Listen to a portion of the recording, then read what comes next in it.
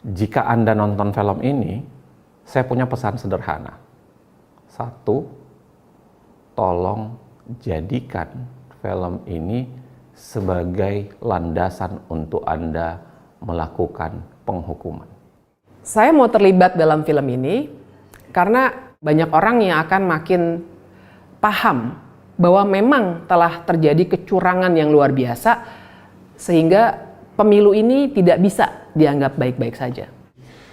Selain diajak oleh figur-figur yang saya hormati, tentu saja film ini dianggap akan mampu mendidik publik betapa curangnya pemilu kita dan bagaimana politisi telah mempermainkan publik pemilih hanya untuk memenangkan kepentingan mereka. Kecurangan ini jangan didiamkan atas nama kelancaran pemilu. Film ini adalah monumen, tagihan, monumen yang akan kita ingat bahwa kita punya peranan besar melahirkan orang yang bernama Jokowi.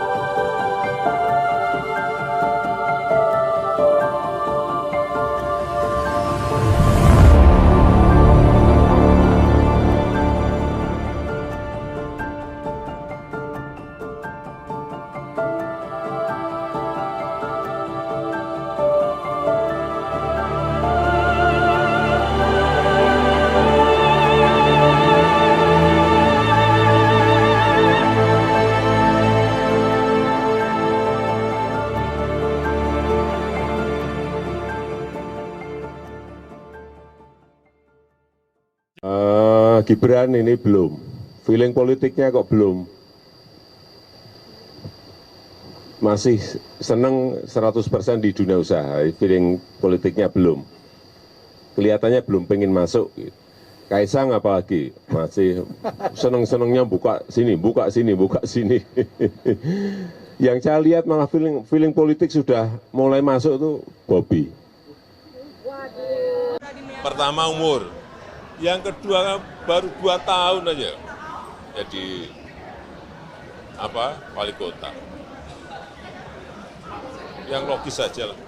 Kami Prabowo Subianto dan Gibran Rakabuming Raka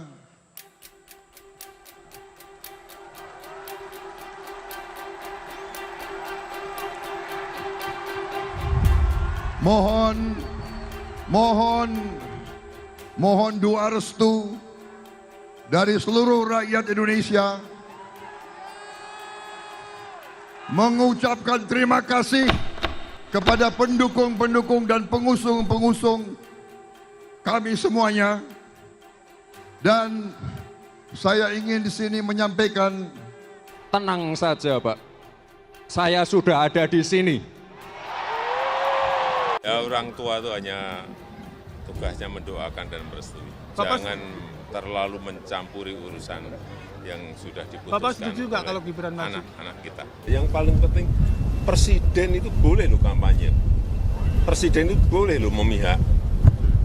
Ibu negara Iriana Jokowi mengacungkan 2 jari mengindikasikan keberpihakan kepada pasangan calon presiden dan calon wakil presiden nomor urut 2 Prabowo Gibran.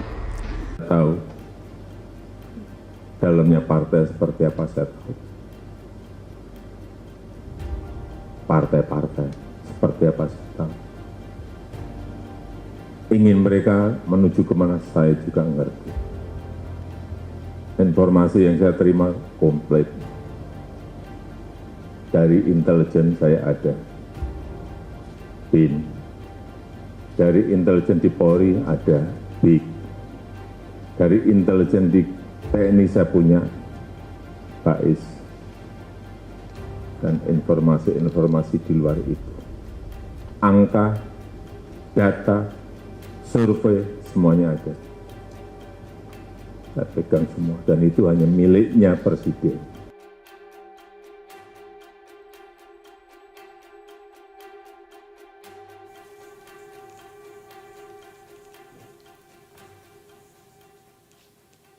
Pemilu sebentar lagi akan dimulai, pemilu presiden dan pemilu legislatif.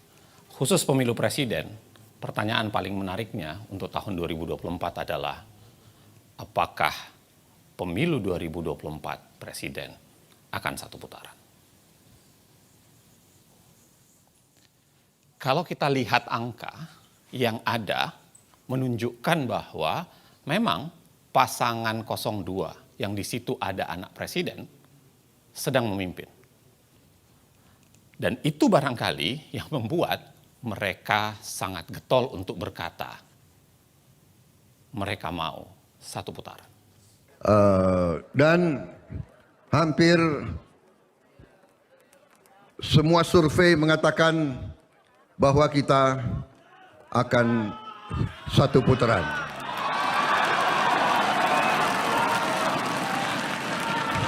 Saudara-saudara, hampir semua survei mengatakan kita sudah satu putaran.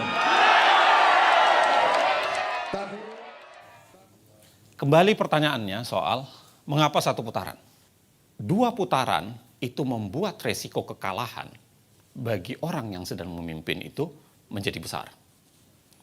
Sebenarnya, secara ilmu politik dan hukum ketatanegaraan, kita bisa bicara bahwa pertarungan pemilu itu seringkali melahirkan dikotomi antara pro status quo dan pro perubahan. Antara orang yang jualannya adalah melanjutkan yang terdahulu dengan orang yang jualannya adalah ingin melakukan perubahan atau perbaikan secara mendasar. Dikotomi ini bukan khas Indonesia, bisa terjadi di berbagai belahan negara, bahkan dalam tingkat yang lebih lokal, pernah terjadi dalam konteks Pilkada DKI Jakarta. Kalau Anda lihat Pilkada DKI Jakarta, menurut data survei, secara konstan sebenarnya pasangan Ahok dan Jarot yang kita ketahui didukung juga oleh Presiden Jokowi kala itu, senantiasa secara konstan memenangkan posisi paling atas dari semua survei. Kalau kita lihat hasil putaran pertama, memang Ahok dan Jarot itu memenangkan. Memimpin paling atas, diikuti oleh Anies dan Sandiaga, serta kemudian Agus dan Silviana. Tetapi yang terjadi adalah putaran kedua, keadaan tersebut berbalik. Mengapa berbalik? Karena bersatunya kekuatan pengkritik atau bersatunya kekuatan yang melawan orang yang paling teratas itu, Anies dan AHY seakan-akan memiliki angka penjumlahan antara jumlah suara Anies dan AHY pada saat itu. Itu sebabnya kemudian pasangan lagi-lagi yang didukung oleh Presiden Jokowi, yaitu Ahok dan Jarot, harus kalah. Ada lagi yang harus Anda ingat bahwa ada yang namanya gerakan 4 jari. Gerakan 4 jari itu seakan-akan menjadi tawaran. Seakan-akan menjadi simbol bahwa ke depan dalam Pilpres kali ini adalah penggabungan kekuatan 01 dan 03 melalui gerakan 4 jari atau gerakan 04 ini. Pertanyaannya sebenarnya adalah, apakah syarat satu putaran hanya sekedar soal 50% plus 1? Pendapat Dr. Zainal Arifin Mokhtar sangat benar. Apalagi jika kita amati ketentuan Undang-Undang Dasar 1945. Pasal 6A ayat 3 Undang-Undang Dasar 1945 menjelaskan soal syarat satu putaran bagi seorang calon presiden dapat terpilih. Syaratnya adalah mereka harus memperoleh lebih dari 50% suara dan harus memenangkan sebaran wilayah dari 20 provinsi yang asalnya berasal dari setengah jumlah total provinsi di Indonesia. Yang saat ini sudah 38 provinsi, setengah lebihnya adalah 20 provinsi. Dan setiap kemenangan di 20 provinsi itu harus disertai kemenangan lebih dari 20% suara minimum di setiap provinsi.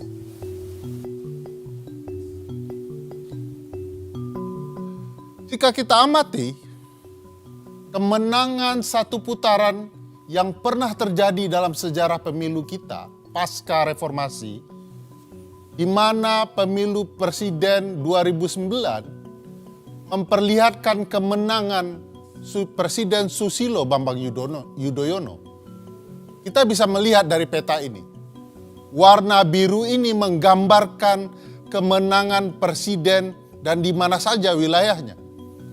Bayangkan luasnya. Jadi tidak mudah bagi seorang calon presiden memenangkan 50% suara dalam satu putaran pemilu. 50% suara bukan faktor tunggal. Jika kita simak betapa pentingnya soal sebaran wilayah dibandingkan sebaran suara, kita bisa melihat Pulau Jawa. Pulau Jawa adalah pulau dengan populasi penduduk terbesar. Mereka memiliki 115 juta suara pemilih. Sayangnya kalau dilihat sebaran, mereka hanya memiliki 6 provinsi. Bandingkan dengan apa yang bisa kita lihat di Pulau Sumatera. Sumatera adalah pulau yang sangat menentukan sebaran wilayah. Memiliki 10 provinsi dan sangat menentukan sebaran wilayah tersebut. Mari kita lihat konteksnya pada pemilu sebelumnya. Pada pemilu 2014, Joko Widodo memenangkan 7 provinsi. Berbanding dengan Prabowo dan Hatta Rajasa yang hanya unggul di 3 provinsi. Simak lagi hasil Pilpres 2019. Presiden Joko Widodo ketika itu hanya memenangkan 4 provinsi dan Prabowo berhasil unggul di 6 provinsi. Logika mengatakan jika kedua pihak ini bergabung, maka dengan sendirinya pasangan Prabowo Gibran akan sangat-sangat mendominasi di Pulau Sumatera. Tapi pertarungan tidak sesederhana itu. Hasil survei menunjukkan, hasil survei terkini yang dilakukan oleh CSIS, kalau kita baca hasil survei ini, maka pasangan Prabowo Gibran hanya mendominasi di sepertiga wilayah Provinsi Sumatera. Ini memang tidak sederhana bahwa sebaran suara, sebaran wilayah penting akan bisa kita baca dari sebaran wilayah yang muncul kemudian yang menguntungkan pasangan Prabowo Gibran, yaitu sebaran wilayah di Pulau Papua. Pulau Papua sebelumnya hanya memiliki 2 provinsi. Saat ini mereka telah memiliki 4 provinsi baru, totalnya 6 provinsi, dan 4 provinsi baru ini langsung ikut pemilu 2024. Berbeda dengan Kaltara, kita bisa lihat pengalaman Provinsi Baru Kalimantan Utara yang didirikan tahun 2013, tapi mereka tidak bisa ikut serta-merta pada pemilu 2014. Mereka harus menunggu 6 tahun untuk bisa ikut pemilu 2019. Cukup panjang bagi Kaltara untuk bisa ikut pemilu. Itu sebabnya apa yang terjadi di Pulau Papua menjadi sangat penting untuk membicarakan sebaran wilayah. Jika kita simak hasil Pilpres sebelumnya, 2014 dan 2019, Jokowi betul-betul unggul di Papua. Tak pernah kalah satu kali pun dalam kontestasinya. Ketika itu, saat Jokowi menang Pilpres di Papua, Jenderal Tito Karnavian kebetulan menjadi Kapolda Papua. Lalu pada pemilu saat ini kebetulan sekali kalau Jenderal Tito juga merupakan Menteri Dalam Negerinya. Nah, sebaran wilayah tentu saja sangat-sangat menentukan. Saya ingin mengambil contoh kasus pemilu Presiden Amerika di tahun 2016. Semua orang tahu bahwa dalam pemilu itu Hillary Clinton memenangkan suara terbanyak, popular vote. Bisa dilihat di peta, sebarannya tidak terlalu banyak, tidak juga menumpuk. Ini menggambarkan kemenangan Hillary di suara terbanyak. Tetapi Hillary tentu saja tidak menang di jumlah sebaran. Bandingkan dengan kemenangan sebaran wilayah yang didapat oleh Donald Trump.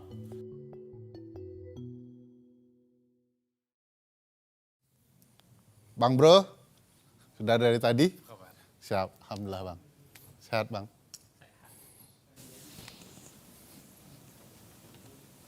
Bagus sekali Jas. Pinjam lari dari pagi. Lari? Lari 10 kilo. 10 kilo, buset. Makanya banyak minum.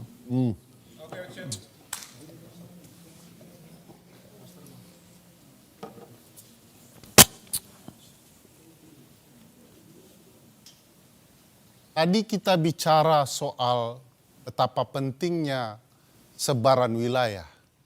Sekarang kita mau bicara soal siapa penguasa di wilayah tersebut.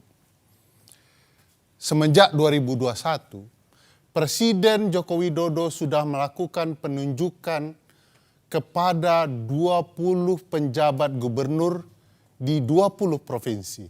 Kita bisa lihat di peta ini, warna orange menunjukkan sebarannya dari ujung Indonesia hingga Papua. Presiden berwenang menunjuk penjabat gubernur sekaligus memberikan pengaruh luar biasa dalam penunjukan penjabat bupati dan wali kota. Kewenangannya di Menteri Dalam Negeri yang kemudian mendapat restu dari Presiden. Gambaran ini menunjukkan sebaran penunjukan pejabat bupati wali kota sekaligus gubernur di seluruh Indonesia. Kita bisa lihat sebaran wilayahnya. Warna merah adalah bupati dan wali kota, dan orange adalah gubernur dari seluruh Indonesia. Hanya saja kalau kita lihat peran dari Pak Tito Karnavian sebagai Mendagri dan restu dari Presiden dalam penunjukan penjabat kepala daerah, pada dasarnya mereka tidak mematuhi putusan Mahkamah Konstitusi. Mahkamah menentukan bahwa proses penunjukan pejabat haruslah dilakukan secara terbuka, transparan. Mereka harus kemudian mendengarkan aspirasi pemerintah daerah dan masyarakat daerah, sekaligus taat pembentukan peraturan teknisnya agar penunjukan itu dapat berlangsung dengan fair. Sebab itulah kemudian karena ini melanggar putusan MK, Komisi Informasi Pusat dan Ombudsman Republik Indonesia menyatakan bahwa penunjukan penjabat itu telah melakukan maladministrasi.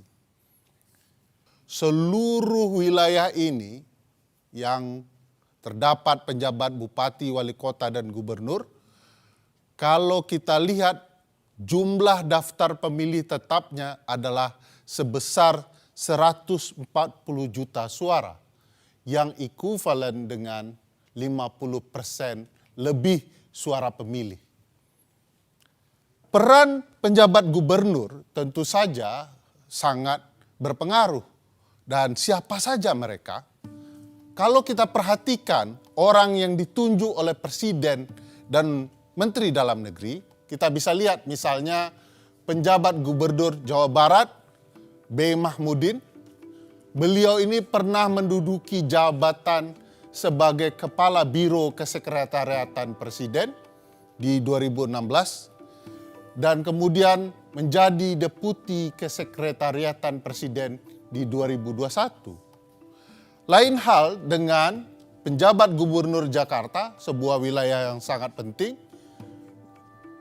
Bapak Heru Budi Hartono merupakan kepala kesekretariatan presiden di 2017. Orang yang sering dibicarakan di berbagai media akhir-akhir ini.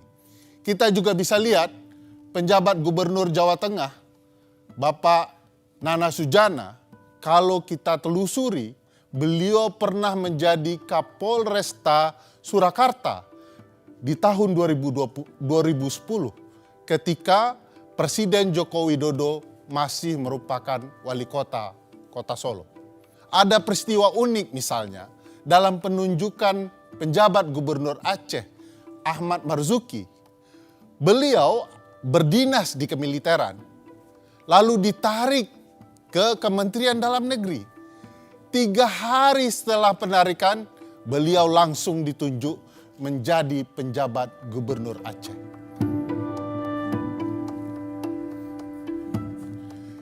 Berbagai hal bisa kita lihat antara relasi penunjukan dan berbagai peristiwa ketidaknetralan penjabat gubernur atau pejabat lain di dalam pemilu. Saya mau ambil contoh kasus PJ Gubernur di Kalimantan Barat. Tapi jangan lupa pilih presiden yang memihak kepada pembangunan IKN. Ya, kalau IKN dibangun, pasti Kalimantan Barat ini maju. Ya, saya sudah menerima perencanaan IKN itu. Kalbar ini nanti maju. Sudah ada ring road yang saya lihat. Kalau presidennya jadi, ring road kita sehingga kita tidak macet. Dan banyak lagi yang dibangun untuk Kalbar, untuk mendukung ibu kota negara Nusantara. Lain dengan penjabat gubernur Kalimantan Barat, apa yang terjadi dengan penjabat gubernur Bali misalnya, kita bisa melihat bahwa penjabat gubernur melakukan perintah tindakan untuk mencabut berbagai spanduk, baliho, dan poster dari partai tertentu, bahkan calon presiden seperti Ganjar Pranowo. Sikap-sikap tidak netral itu juga terjadi di penjabat bupati dan wali kota. Saya ambil contoh apa yang terjadi dengan penjabat bupati Muna Barat. Video ini bisa menjelaskan. Ini jauh-jauh dari Jakarta hadir langsung di pertemuan kita hari ini. Ya, ini namanya Pak Laudio Marbonte. Beliau calon anggota DPD RI. Ya. Ingat masyarakat saya, calon anggota DPD RI. Dan beliau adalah salah satu tokoh pemuda kita, orang Muna yang ada di Jakarta. Dan beliau juga sebagai ketua relawan Ganjar, pro Ganjar. Ingat, pro Ganjar. Hal yang sama mungkin bisa juga menjelaskan betapa tidak netralnya penjabat gubernur dalam berbagai hal. Misalnya contoh yang menarik apa yang terjadi di Sorong, Papua Barat. Penjabat Bupati Sorong, Yan Piet Moso, menandatangani fakta integritas dengan Kepala Badan Intelijen Daerah. Kesepakatan dalam fakta itu adalah bagaimana dia harus memenangkan calon Presiden Ganjar Pranowo sebesar 60%. Angka yang tidak main-main. Sebenarnya begini, sebenarnya kenapa wewenang kepala daerah itu potensial?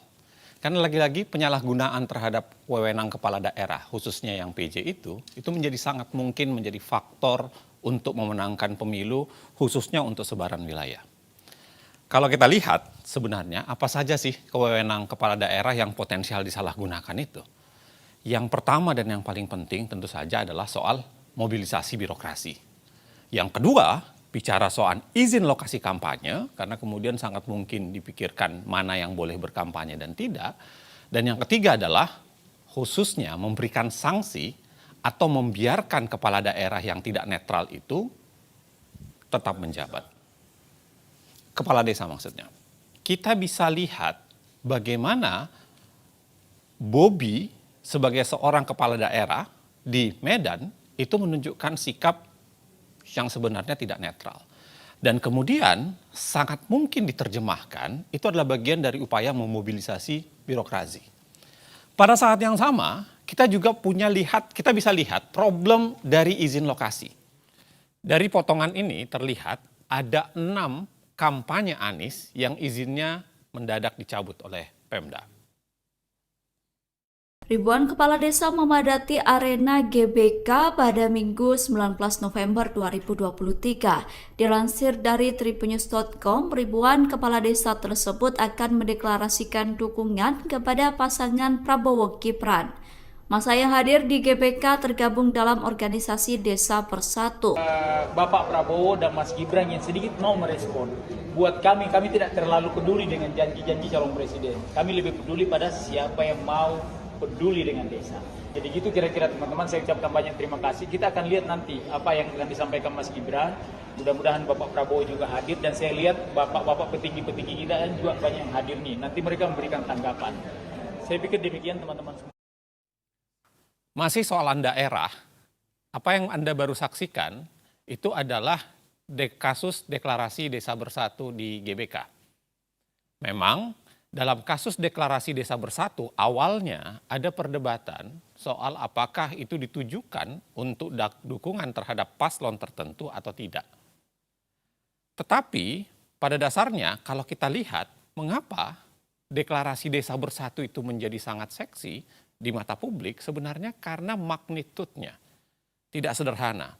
Walaupun hanya ada 8 asosiasi desa di situ, tetapi kalau kita jumlah 8 asosiasi desa itu pada dasarnya itu meliputi sekitar 81 juta suara dari jumlah DPT yang ada di Republik ini. Artinya kurang lebih adalah 1/3 dari jumlah DPT yang ada. Nilai dan menetapkan telah terjadi dugaan pelanggaran terhadap pelaksanaan kegiatan tersebut. Upaya tersebut direncanakan untuk deklarasi terhadap salah satu pasangan calon presiden dan wakil presiden. Akan tetapi mendekati hari H, berdasarkan pertimbangan dan koordinasi, acara tersebut dikembalikan pada konsep semula, yaitu silaturahmi nasional, sehingga tidak ada acara deklarasi. Walaupun pada pelaksanaannya masih saja terdapat di antaranya nemtek dan narasi dari MC yang bersifat deklarasi atau keberpihakan. Lagi-lagi, desa adalah wilayah pertarungan. Tetapi kemudian apa yang dinyatakan oleh Bawaslu sebenarnya sudah mengklarifikasi pada dasarnya bahwa apa yang dilakukan di kasus deklarasi Desa Bersatu itu adalah sebuah pelanggaran. Nah, menjadi menarik, apa sebenarnya wewenang kepala desa yang potensial disalahgunakan terkait dengan pemilu sehingga magnitud 81 juta tadi itu paling tidak dari 8 asosiasi desa itu menjadi penting untuk dikuasai. Setidaknya ada 4. Ada 4 wewenang kepala desa yang sangat potensial disalahgunakan terkait pemilu. Mulai dari 1 data pemilih, karena berkaitan dengan data pemilih. Yang kedua berkaitan dengan penggunaan dana desa. Kita ketahui dana desa jumlahnya menjadi belakangan ini. Yang ketiga berkaitan dengan data penerimaan Bansos, PKH, BLT, khususnya siapa yang berhak menerima Bansos, PKH, BLT, dan lain-lain sebagainya. Dan yang terakhir adalah wewenang terhadap alokasi Bansos dan lain-lain tersebut. Anda mungkin bisa saksikan, Anda mungkin bisa intip dari video di mana terjadi demo besar-besaran kepala desa yang menuntut janji-janji yang sudah diberikan kepada mereka selama ini harus segera diberikan. Bahkan kita lihat video tersebut adalah ikut menghancurkan fasilitas ya, beberapa wilayah di DPR, khususnya pagar DPR kala itu. Abdesi menggelar demo menuntut revisi Undang-Undang Desa Nomor 6 Tahun 2014. Ada 4 tuntutan yang disampaikan, yakni masa jabatan kepala desa, kenaikan anggaran dana desa menjadi 5 miliar rupiah, status perangkat desa dan desa sebagai otoritas. Mengapa kepala desa selalu menjadi subjek dan objek politisasi? Sederhana untuk menjawabnya. Karena selama ini, kepala desa itu cukup banyak dijanjikan hal-hal tertentu. Kita ingat, Jokowi sendiri, Presiden Jokowi, pernah menjanjikan 3 periode untuk masa jabatan para kepala desa ini. Bahkan kalau kita lihat dalam konteks sebelumnya, SBY pun pernah menjanjikan pengangkatan sekretaris desa menjadi ASN secara bertahap dari tahun 2007 sampai menjelang pemilu 2009. Selain itu, kalau kita lihat dari data ini menunjukkan bahwa kasus-kasus penyelewengan dana desa itu sangat mungkin dikonversi menjadi alat tukar dukungan politik. Kalau Anda lihat, bayangkan dari begitu banyak sektor tindak pidana korupsi di sepanjang tahun 2022, terbesar itu adalah APBD desa, anggaran pendapatan dan belanja desa. Dan itu sangat mungkin dikonversi lagi-lagi, sangat mungkin menjadi bagian upaya untuk menekan dan dijadikan upaya untuk dukungan politik dengan imbalan tidak melanjutkan proses bermasalah dari kepala desa tersebut. Hal lainnya, Anda bisa lihat barangkali kami merekam kesaksian kepala desa yang mengaku diminta untuk memenangkan pasangan calon tertentu oleh pihak yang berbeda. Juga terkait dengan penyaluran bansos dana desa, dan ini sebenarnya menjadi gambaran betapa pemerintahan desa itu sering ditekan.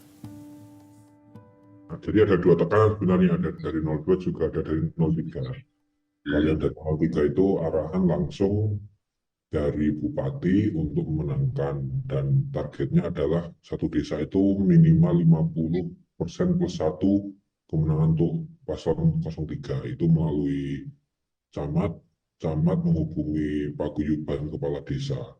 Yang dimenangkan itu mulai dari capres, dan juga ada target dari caleg. Kalau yang dari 02 itu tiba-tiba 1 minggu sebelumnya kepala desa dikumpulkan untuk membentuk teknis penyaluran bantuan beras. Itu sangat tiba-tiba, dan datanya itu entah dari mana, itu tidak sesuai dengan data kemiskinan desa. Akhirnya juga menjadi polemik di desa. Itu yang bantuan dari pemerintah. Kemudian di hari yang sama saya dihubungi anggota kepolisian untuk meminta izin akan menggunakan balai desa untuk deklarasi 02. Waktu ada berita beberapa kepala desa yang tersangkut korupsi, tiba-tiba 3 kabupaten lain menjadi sasaran. Itu kita senantiasa diawasi Polda. Bahkan ketika kami dikejar laporan, kita harus menyiapkan laporan selama 2021 sampai 2023. Kita tiba-tiba diminta untuk menyiapkan laporan karena akan ada indikasi diperiksa oleh Polda. Ini juga kami semua kepala desa di paguyuban itu juga bingung. Akhirnya kan yang repot kami sendiri karena itu tidak sesuai dengan data kebutuhan di desa. Ya, memang kasihan mereka. Kepala desa itu dengan tidak ada pengawasan di daerah, mereka seringkali ya menjadi permainan, dan dalam pertarungan gajah kan memang seringkali rumput yang terinjak-injak kan, dan mereka yang terinjak-injak seringkali. Gitu. Korbannya lah ya. Iya. Ngomong-ngomong rumput gajah, Ya. aku mau nambahin penjelasan. Ya, langsung dia semangat.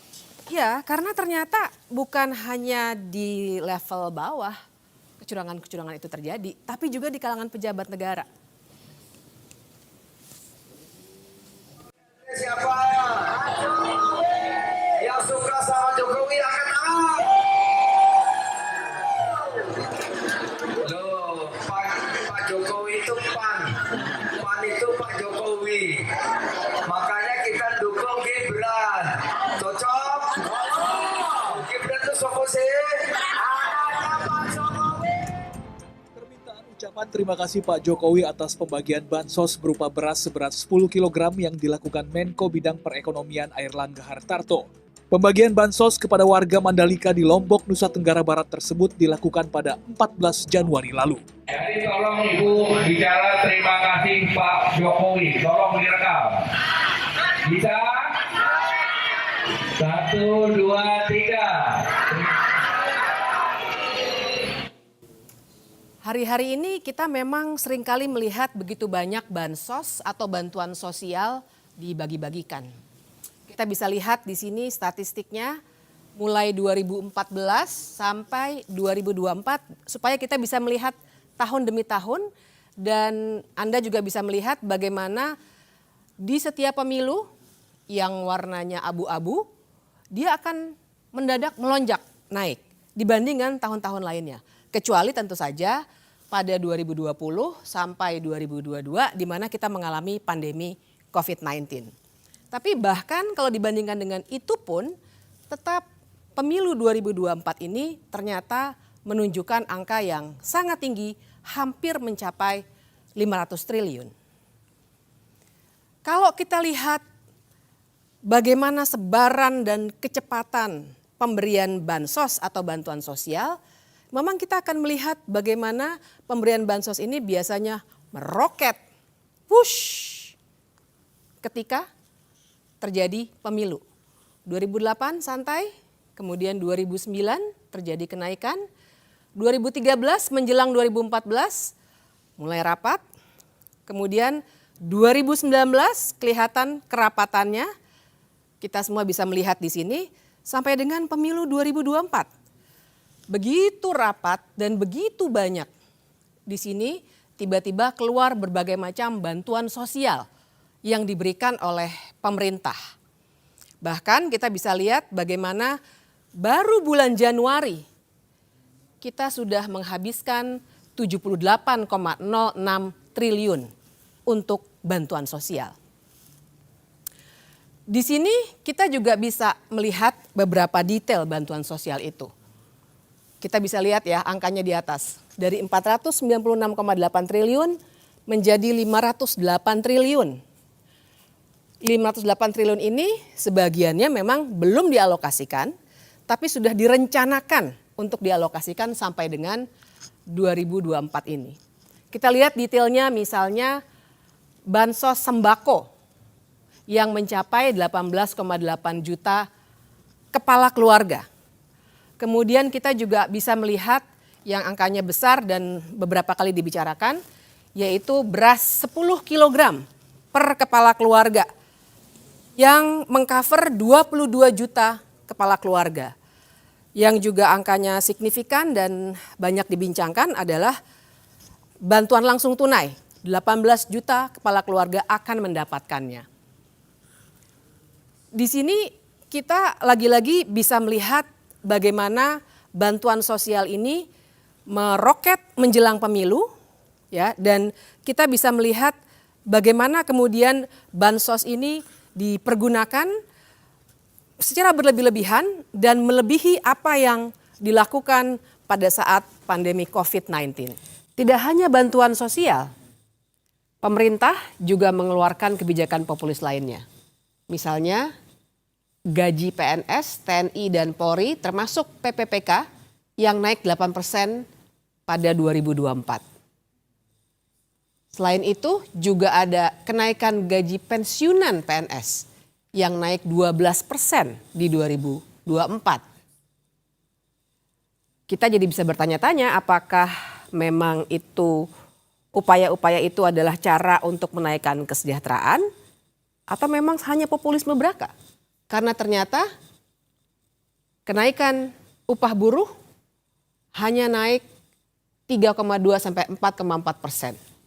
Kita mesti ingat bahwa bantuan sosial itu kita harus klarifikasi di sini.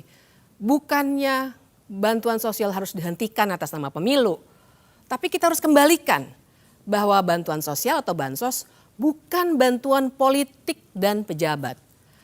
Bantuan sosial itu sebenarnya adalah cara untuk secara cepat melaksanakan amanah dari Pancasila, sila kelima soal keadilan sosial.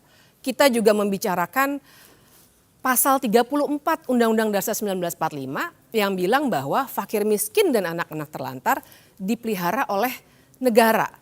Memang idealnya cara mensejahterakan rakyat itu dengan melalui pendidikan, lapangan pekerjaan, dan hal-hal lain yang sifatnya struktural.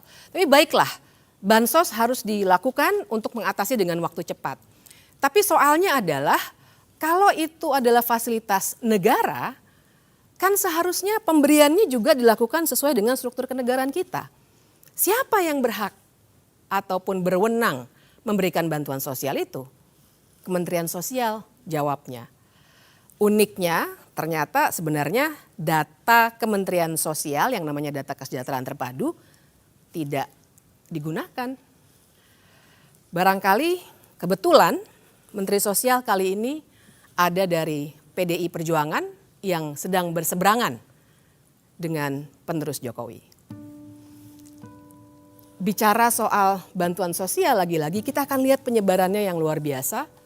Dalam waktu 2 bulan, ini semua 2 bulan dilaksanakannya, kita bisa melihat di mana saja penyebaran bantuan sosial itu dilakukan. Mulai dari Serang sampai dengan di sebelah sini, terkumpul di sini. Apabila kita bandingkan dengan suara yang didapatkan oleh Presiden Jokowi pada pemilihan presiden 2019, kita akan bisa melihat himpitannya. Jadi di sini kita bisa melihat dengan jelas apa yang sebenarnya terjadi antara bantuan sosial yang harusnya fasilitas pemerintah yang kemudian digunakan dalam konteks elektoral seperti ini. Ada satu pemberitaan yang sangat menarik menurut saya karena menggambarkan apa yang dari tadi kita bicarakan. Kita bisa melihat dalam berita ini adalah soal bansos. Kita bisa melihat aparat, gubernur yang tadi juga dibicarakan, dan ajakan memilih capres yang melanjutkan Jokowi. Pertanyaan berikutnya adalah mengapa? Mengapa bansos juga dijadikan alat berpolitik dan lain sebagainya? Ada satu konsep dalam ilmu politik yang bisa kita gunakan yang namanya gentong babi atau pork barrel politics. Pork barrel, jadi memang istilah ini mengacu pada masa perbudakan di Amerika Serikat yang gambarannya seburuk perbudakan itu sendiri. Jadi bayangkan pada saat itu para budak harus berebutan mengambil daging babi yang diawetkan di dalam gentong. Mereka berebutan dan akhirnya muncul istilah bahwa ada orang-orang yang akan berebutan suatu jatah resmi untuk kenyamanan dirinya. Itu asal muasal istilah gentong babi. Jadi yang kita bicarakan di sini adalah cara berpolitik yang menggunakan uang negara untuk digelontorkan ke daerah-daerah pemilihan oleh para politisi agar dirinya bisa dipilih kembali. Tapi tentu saja kali ini Jokowi tidak sedang meminta orang untuk memilih dirinya, melainkan penerusnya. Oke. Menarik. Haus gara-gara gentong babi. Ambilin ya. Tadi yang lo omongin, Bib, itu aneh ya. Gentong babi, tapi kan yang nawar-nawarin itu pada para menteri ya. Kan ada tadi Erlangga sama itu dia. Zulhas. Persis. Jadi emang ada menteri-menteri. Coba ya, aku jelasin lebih lanjut ya. Kita mulainya dari gambar menteri-menteri ini. Karena memang kalau kita perhatikan, kenapa misalnya gentong babi itu bisa muncul? Karena sebenarnya kan gentong babi artinya dia resmi tuh. Kenapa dia bisa digunakan secara resmi? Karena dari menteri-menteri ini, termasuk yang tadi videonya sudah kita lihat, ternyata memang ada menteri-menteri yang berkampanye. Kita akan lihat 3 kategori. Kategori pertama adalah tentu saja menteri-menteri yang memang mencalonkan diri sebagai capres ataupun cawapres.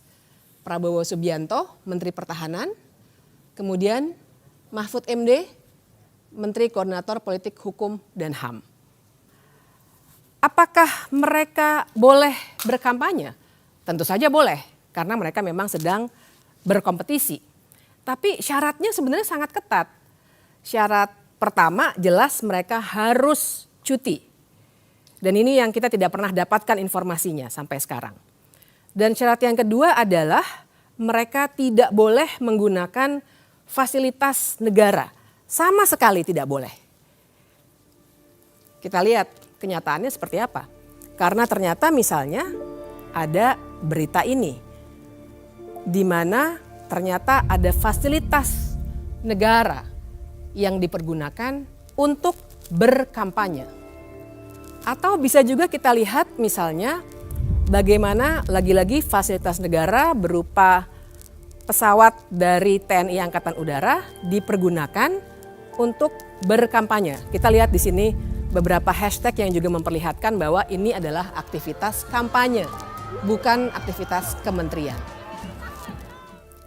Satu lagi, misalnya ini yang juga membuat heboh waktu itu ketika akun X Kementerian Pertahanan resmi memberikan tanda pagar yang sebenarnya tujuannya adalah kampanye. Dan waktu itu sebenarnya beberapa kawan masyarakat sipil melaporkan penggunaan fasilitas negara ini, namun ternyata tidak bisa dilanjutkan. Kategori kedua sudah mulai ditampakkan juga di sini. Kategori kedua adalah para menteri yang masuk dalam tim kampanye. Ada beberapa nama yang terlihat, 4 dan 3 di sini. Pertanyaannya adalah apakah mereka boleh berkampanye? Sebagai tim kampanye tentu saja, itulah gunanya mereka masuk dalam tim. Tapi sekali lagi syaratnya juga ketat. Pertama, kita harus melihat apakah mereka cuti di luar tanggungan atau tidak. Dan yang kedua, lagi-lagi tidak boleh menggunakan fasilitas negara. Sekarang kita lihat bagaimana Wakil Menteri Agraria dengan jelas memperlihatkan dukungannya. Bahkan yang paling bisa kita tekankan adalah ketika itu ia sedang membagikan sertifikat kepada warga yang merupakan bagian dari wewenangnya sebagai wakil menteri. Tapi ternyata yang disapa adalah salah satu paslon. Kita juga bisa lihat kalau soal maghrib video ini. Baca Al-Fatihah waladolin. Ada yang diam sekarang, Pak. Ada yang diam sekarang. Saking cintanya sama Pak Prabowo itu. Ya kan? Itu kalau tahiyatul akhir Pak Yai kan gini Pak Yai. Tahiyatul akhir kan gini. Sekarang banyak gini Pak. Kayak gini. Ini sebenarnya tidak terlalu lucu ya, tapi yang kita harus perhatikan di sini backdropnya. Kementerian Perdagangan. Pertanyaannya pada saat itu, apakah dia sedang berada dalam kapasitasnya sebagai Menteri Perdagangan atau sebagai tim kampanye? Tidak pernah ada penjelasan, tapi video tadi sudah sangat menunjukkan kepada kita. Kita lihat yang berikutnya. Ini juga salah satu wakil menteri. Lagi-lagi kita perhatikan bagaimana ia sedang berkampanye. Pertanyaannya adalah apakah saat itu ia sedang cuti dari tugas-tugasnya sebagai wakil menteri. Kategori ketiga adalah menteri-menteri yang diduga melakukan kampanye terselubung. Sekarang kita lihat di sini sudah rata terisi. Mengapa kita bisa sebut mereka melakukan kampanye terselubung? Karena mereka tidak terdaftar dalam tim kampanye resmi yang didaftarkan pada KPU. Yang ini stop. Prabowo Gibran. Tengah. Prabowo Gibran. Sebelah sini. Prabowo Gibran. Baik. Sebelah sini. Di sini bisa kita lihat ajakan yang sangat nyata dari salah seorang menteri yang tidak terdaftar dalam tim kampanye dan juga sepanjang yang publik bisa ketahui tentu saja tidak terdaftar sebagai menteri yang sedang melakukan cuti. Begitu juga di sini Menteri Erick Thohir tidak mundur dan juga tidak dalam konteks cuti dan kita lihat jelas dari backdrop acara ini, ia sedang melakukan pelaksanaan kampanye. Berikutnya, barangkali di sini Yasona Lawli dan Menteri Tri Risma hari ini sedang diajak menjadi peserta yang boleh saja menurut konteks Undang-Undang Pemilu kita, tapi persoalannya apakah mereka sedang cuti atau tidak? Tidak pernah ada informasi yang cukup. Satu lagi kita bisa lihat juga sebuah dukungan terbuka, kita bisa lihat lagi dari backdropnya dari salah seorang menteri, dan pertanyaannya sama. Apakah ia sedang melaksanakan kampanye yang nampak seperti itu? Kalaupun ia ikut serta, apakah dia cuti atau tidak? Tidak ada informasi. Dan lagi-lagi kalau kita lihat daftarnya, ia tidak terdaftar dalam tim kampanye paslon yang didukung. Jadi ini dari saya sampaikan. Jadi saya sampaikan simpulan saya, saudara-saudara sekalian sebangsa tanah air. Kita pilih orang yang tepat menjadi Presiden Republik Indonesia. Tanggal 14 yang tepat. Saya pribadi memilih Pak Prabowo alasan yang sangat sederhana, berkelanjutan. Dan dia punya spirit NKRI yang bagus dan dia membuktikan keberhasilan dia yang lalu. Itu tidak dapat diungkiri. Itu dari saya, pesan dari saya sekali lagi Luhut Binsar Panjaitan, pilih Prabowo karena menurut saya dia pilihan terbaik untuk presiden pada saat ini. Dan itu akan membawa kemajuan ke Indonesia dan membawa keberlanjutan Indonesia. Dan terakhir, setelah tanggal 14 kita sudah coblos, kita damai lagi, guyup lagi. Jangan lagi datang dengan kata-kata yang tidak bagus. Kita harus berdamai. Karena nanti 5 tahun lagi ada pesta demokrasi. Mari kita berpesta demokrasi dengan baik, dengan santun, supaya Indonesia ini menjadi bagus. Tidak ada yang Begitu terangnya dukungan ini diberikan, sehingga kita bisa menduga ada kampanye terselubung yang tengah terjadi. Tapi bagaimana mereka bisa begitu berani melakukan kampanye itu? Bisa jadi karena presiden juga sebenarnya tidak netral. Pertanyaannya kan apakah presiden harus netral? Ya tentu harus. Dia harus netral dalam perilakunya. Dia boleh mendukung sebagai makhluk politik, tentu saja presiden makhluk politik. Dia pasti punya keberpihakan. Tapi silakan simpan saja keberpihakan itu di kepalanya sampai nanti dia mencoblos di TPS. Tapi berkampanye beda dengan netral. Kalau pertanyaannya kemudian apakah presiden boleh berkampanye? Kita tentu saja harus berpegang pada Undang-Undang Pemilu, Undang-Undang 7 2017. Dikatakan di situ memang presiden boleh berkampanye, tapi kita harus membaca undang-undang secara utuh dan lengkap. Tidak bisa hanya melihat satu ayat saja dan satu pasal yang menyatakan kebolehan ini. Kita harus lihat lengkap bahwa ternyata kebolehan berkampanye ini sepanjang sang presiden diikutsertakan dalam kampanye. Seperti yang tertera di pasal 281. Jadi dia tidak boleh menjadi pelaksana kampanye itu sendiri kecuali jika dia adalah petahana yang mencalonkan lagi. Ini jelas ada di pasal 299 ayat 1. Dan ini juga dimungkinkan karena konstitusi kita mengatur presiden memang boleh 2 kali untuk menjalani masa kepresidenannya. Dan ia bisa saja melaksanakan kampanye bila ia terdaftar sebagai tim kampanye. Ini ada di ayat 3 dari pasal 299 itu. Tapi lagi-lagi syaratnya juga ketat. Tidak hanya kebolehan-kebolehan belaka. Syaratnya adalah dia harus mengajukan cuti di luar tanggungan negara. Dia juga tidak boleh menggunakan fasilitas negara kecuali pengamanan.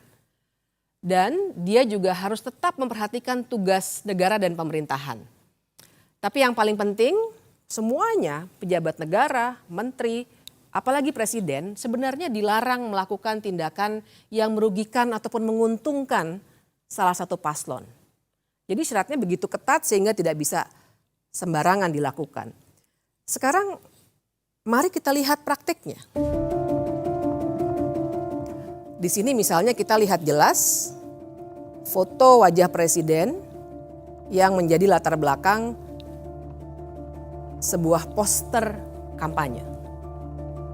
Kita juga bisa melihat yang berikutnya, lagi-lagi foto presiden ada untuk meminta orang-orang berkumpul dan melakukan konsolidasi akbar untuk sebuah partai.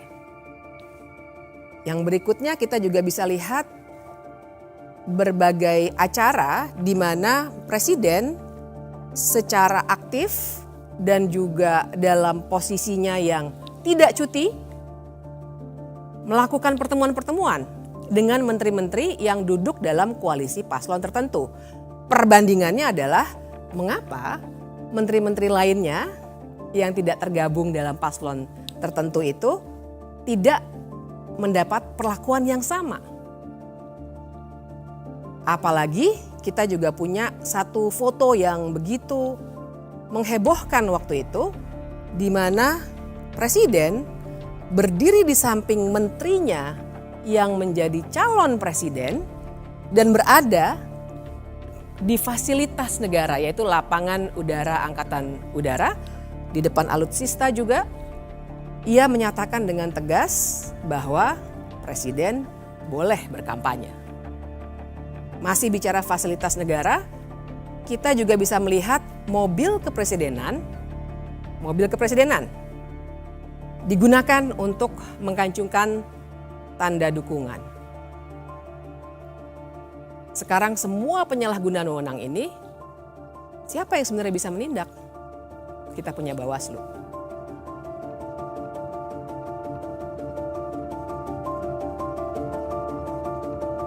Saya ingin bercerita permasalahan tadi dengan menuturkan soal Bawaslu.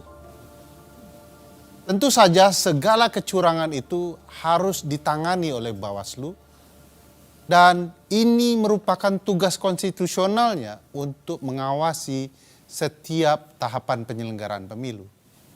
Tetapi faktanya Bawaslu inkompeten. Apa saja kira-kira kasus yang menceritakan betapa gagalnya Bawaslu mengawasi proses penyelenggaraan pemilu? Kita bisa melihat video ini. Ini tadi masukan-masukan, aspirasi dari para pimpinan ketua-ketua organisasi desa. Sementara kami tampung dulu. Mungkin minggu depan kita jadwalkan untuk ketemu saja ya Pak ya. Biar bisa kita detailkan lagi, kita carikan solusi bersama-sama. Dan ya kita harap kalau di visi misi kami sudah ada Pak, misalnya membangun dari bawah dan dari desa, itu salah satunya. Tapi nanti akan kami detailkan lagi yang jelas. Nilai dan menetapkan telah terjadi dugaan pelanggaran terhadap pelaksanaan kegiatan tersebut. Upaya tersebut direncanakan untuk deklarasi terhadap salah satu pasangan calon presiden dan wakil presiden. Akan tetapi mendekati hari H, berdasarkan pertimbangan dan koordinasi, acara tersebut dikembalikan pada konsep semula, yaitu silaturahmi nasional, sehingga tidak ada acara deklarasi.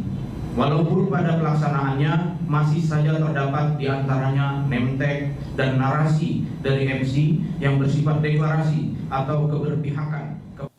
Bawaslu hanya berani memberikan sanksi teguran, padahal nyata-nyata harusnya terdapat sanksi yang menjerahkan agar peristiwa tidak berulang.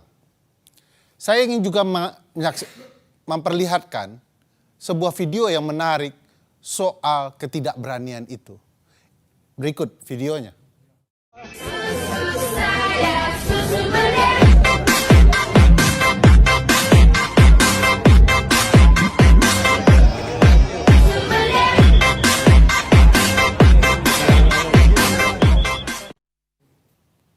Kasus ini menarik karena Bawaslu RI tidak berani menanganinya, menyerahkan penanganan dan prosesnya di Bawaslu DKI Jakarta. Tetapi temuan Bawaslu DKI Jakarta adalah ini merupakan pelanggaran perda. Dan sebagaimana kita ketahui, kalau terjadi pelanggaran terhadap peraturan daerah atau perda, maka yang menentukan pemberian sanksinya adalah pemerintahan daerah, dalam hal ini PJ Gubernur DKI Jakarta. Lagi-lagi ada kasus yang menarik soal tidak inkompeten atau inkompetennya Bawaslu dalam kasus akun X Kementerian Pertahanan. Di akun ini terlihat bahwa jelas-jelas ada upaya kampanye terang-terangan di akun resmi, tanda contreng, tetapi kemudian kita bisa ketahui bahwa kasus ini tidak berlanjut karena menurut Bawaslu kurang materi. Padahal materinya sudah jelas ini pemanfaatan ruang atau kewenangan yang dimiliki oleh lembaga negara. Integritas Bawaslu yang dipertanyakan itu tentu berkaitan dengan bagaimana mereka diseleksi dan siapa yang kemudian menyeleksi mereka. Salah satu yang menjadi figur sentral adalah Ketua Pansel Dr. Juri Ardiantoro. Beliau adalah Pansel Bawaslu yang kemudian kita ketahui merupakan tim sukses Jokowi di Pilpres 2019. Dan bahkan kita juga mengetahui juri adalah saat ini menjadi anggota TKN 2024 yang mengusung pasangan Prabowo Gibran. Kalau kita simak lebih jauh, bahkan Juri Ardiantoro pernah menjadi anggota Kepala Staf Presiden, KSP. Dan kita mengetahui relasi ini mempertegas hubungan Juri dan Jokowi. Kita bisa lihat Juri merupakan komisioner KPU 2012-2017 di mana Presiden Jokowi terpilih dalam pemilu Presiden 2014. Dan di tengah waktu dia kemudian ditunjuk menjadi Ketua KPU 2016-2017. Saya punya pengalaman menarik soal proses seleksi itu. Sebagai salah satu anggota di sebuah WhatsApp group teman-teman kepemiluan, beredar screenshot dan berbagai foto-foto yang kemudian membangun kecurigaan bahwa proses seleksi Bawaslu sudah ditentukan jauh hari sebelum kelolosannya. Dalam grup itu beredar screenshot foto-foto yang memperlihatkan nama-nama anggota Bawaslu yang lolos. Nama-nama itu disandingkan dengan nama-nama partai. Dan kita lihat bahwa nama-nama yang sama kemudian terpilih menjadi anggota Bawaslu di 4 hari kemudian. Apakah ini sebuah ketidaksengajaan? Memang perlu penelusuran lebih jauh. Tetapi ini menarik memperlihatkan bagaimana proses pemilihan mereka ternyata ada keraguan di mata publik. Mereka diragukan integritasnya, padahal semestinya sebagai penyelenggara pemilu mereka non-partisan. Disebut di dalam Undang-Undang Dasar mereka harus mandiri. Masalah yang terjadi di Bawaslu tidak sendirian. Sebagai penyelenggara pemilu, KPU juga memiliki masalah yang sama. Soal KPU saya ingin seseorang menjelaskan lebih jernih. Mungkin Dr. Uceng yang punya pengalaman soal ini bisa menuturkan.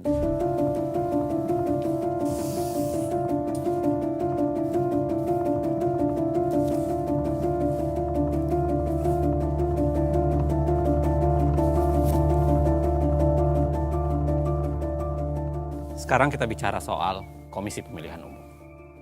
Secara konstitusional, Komisi Pemilihan Umum memiliki fungsi yang sangat luar biasa, khususnya untuk menyelenggarakan pemilihan umum di Republik ini. Dari sekian banyak fungsi KPU atau wewenang yang dimiliki oleh KPU, salah satu yang paling utama dalam kaitan dengan pemilu adalah menentukan siapa yang ikut pemilu. Dan itu dikenal dengan konsep khususnya untuk partai politik adalah tahapan verifikasi yang bersifat administratif maupun faktual. Syarat parpol untuk lolos verifikasi pada dasarnya sebenarnya itu ada beberapa catatan. Yang pertama adalah harus 100% kepengurusan dan kantor di ibu kota provinsi, 75% kepengurusan di kabupaten kota, 50% kepengurusan di kecamatan, dan ini yang paling penting, ditambahkan adalah 30% keterwakilan perempuan. Dan itu pun sebenarnya minimal ya 100 atau maksud saya 1.000 orang dengan kartu tanda anggota per kabupaten kota. Mari kita periksa apakah syarat lolos verifikasi parpol ini dikerjakan KPU dengan baik. Kita kasih satu contoh, kasus Partai Gelora. Dalam kasus Partai Gelora yang lolos menjadi peserta pemilu, tetapi kalau kita lihat di lapangan ada begitu banyak kejanggalan. Kita lihat dari dokumen berita acara KPUD Murung Raya di Kalimantan Tengah yang menyatakan ada instruksi KPU agar mengubah status Partai Gelora dari tidak memenuhi syarat menjadi memenuhi syarat. Kalau kita lihat secara keseluruhan ya, Partai Gelora tidak memenuhi syarat, khususnya syarat soal 1.000 orang berkartu anggota di Kabupaten Murung Raya. Dari sampel uji petik yang dilakukan terhadap 114 kartu tanda anggota, Partai Gelora hanya memenuhi 85 orang yang terverifikasi punya kartu tanda anggota. Namun luar biasanya, partai ini tetap dinyatakan lolos. Tidak sekedar di Murung Raya, kasus Sangihe pun melihatnya menjadi menarik. Di kasus Sangihe, pengakuan salah seorang aparatur sipil negara telah melakukan kecurangan, mengubah verifikasi partai yang tidak lolos menjadi lolos. Jadi penyesuaian itu secara teknis bahwa memang men-NS sejumlah orang dan PNS untuk bisa mencapai syarat minimal di daerah masing-masing. Jika saya ulangi, pertanyaan mendasarnya adalah ada apa dengan Gelora? Kita harus ingat, Partai Gelora itu adalah partai yang didirikan oleh ex-PKS. Partai Keadilan Sejahtera. Sekarang Gelora itu berada di koalisi 02, yang di situ ada anak presiden, dan PKS berada di koalisi 01. Artinya, lolosnya Gelora memang berpotensi memecah suara pemilih PKS yang selama ini menjadi termasuk pemilih yang paling militan. Dalam teori hukum atau hukum tata negara ataupun ilmu politik, teori ini dikenal dengan teori shadow partai politik. Jadi teori shadowing pada dasarnya adalah parpol diciptakan adalah adanya parpol yang menjadi shadow atau bayangan untuk memecah suara partai dengan segmen pemilih yang sama di partai yang lain. Dan itu kira-kira bisa terjadi kalau kita lihat dalam konteks Partai Gelora dan konteks Partai PKS. Dalam contoh lain, kita bisa lihat juga dalam Partai Umat dan PAN. Kedua-duanya sebenarnya Partai Umat dan PAN ini berebut suara Muhammadiyah. Kita juga tahu Partai Amanat Nasional itu berada di koalisi 02 dan Partai Umat itu berada di koalisi 01. Nah, di sini kami punya rekaman bagaimana staf KPU diperintahkan untuk tidak meloloskan Partai Umat. Sedangkan arahan pimpinan supaya ini partai-partai ini aman kecuali satu tuh Partai U itu. Nah, kita tidak bisa menutup mata bahwa ini data-data mereka nih, mereka asal masuk saja. Benar, Bu. Yang penting dia bisa memenuhi 100% kemarin. Iya. Sedangkan kondisi di bawahnya seperti itu. Nah, saya sih sebenarnya kemarin sudah ngomong juga sama Pak Idam, Bapak, apakah kita bisa memberikan, memang secara ketentuan 124 sampai 126 itu mutatis mutandis, tapi melihat dari sisi waktu nggak mungkin kita lakukan itu. Nah, untuk itu hal yang pertama. Yang kedua, mengamankan apa yang pimpinan arahkan, terpaksa tadi yang seperti sampaikan ke Bapak itu, ya sudah harus MS saja. Contoh lain, barangkali kita bisa lihat di kasus verifikasi Partai Kebangkitan Nusantara, PKN, dan Partai Demokrat. Kita juga melihat gejala shadowing partai politik di sini. Anda harus ingat, PKN yang dibentuk oleh Anas Urbaningrum itu berhadapan dengan SBY. Ingatan kedua Anda harus Anda tujukan bahwa pada awalnya ketika verifikasi partai ini dilakukan, Demokrat masih banyak menjual ide-ide perubahan sehingga seakan-akan menjadi lawan dari status quo atau kemudian partai yang lebih banyak mendukung status quo saat ini. Sekarang memang Demokrat sudah di 02, tapi lagi-lagi pada saat ini terjadi, Demokrat masih berada di koalisi, seakan-akan berada di koalisi 01. Kan menurut ketua kan kalau sobat cuma karena mau karena etika menghubungi kita, kalau juga kok kita nggak ada kan nggak masalah. Kan ketua kan mau rubah data tuh. Yang penting sobat Iyo, berarti ini mau manipulasi data dan ketua. Kita tidak bukan manipulasi data, jika ketua ini melaksanakan arahan. Arahan kan memanipulasi data. PKN kan cuma 1 MS. Kau mau jadi berapa MS-nya tidak manipulasi itu. Jadi bagaimana pakai istilah melaksanakan arahan itu saja. Melaksanakan arahan dengan merubah data. Iya tuh. Istilah merubah data pokoknya melaksanakan arahan saja. Iya, melaksanakan arahan dengan merubah data toh. Ya, kalau begitu oke. Tapi kalau manipulasi. Sekarang kalau nyandak manipulasi dan ketua apa dang? Dari 1 MS kau mau jadi banyak MS, bukan manipulasi DP nama itu. Ketua sarjana hukum. Ketua sarjana hukum toh kita rasa ketua lebih paham. Ketua kan sarjana hukum.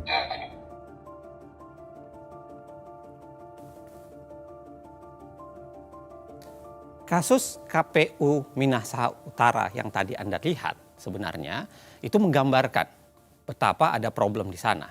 Tetapi menariknya memang sampai saat ini agak sulit kemudian melakukan verifikasi lagi terhadap kasus itu.